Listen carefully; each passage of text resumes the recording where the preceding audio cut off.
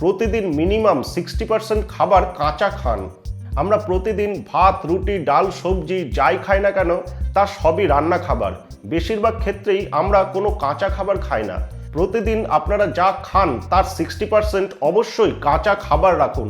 এটা ভীষণ ইম্পর্টেন্ট একটা জিনিস।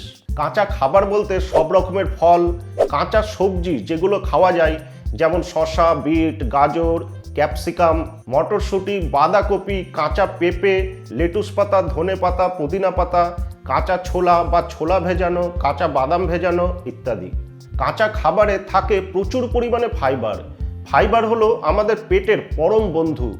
এটা খাবারকে হজম করতে ভীষণ সাহায্য করে, সুগারকে বাড়তে দেয় না, গ্যাস অম্বলের সমস্যা দূর করে ও আরও অনেক রোগ সারায়। কাঁচা খাবার খেলেই হলো না, কাঁচা খাবার কিন্তু আপনাকে রান্না করা খাবারের আগে খেতে হবে অথবা খালি পেটে খেতে হবে।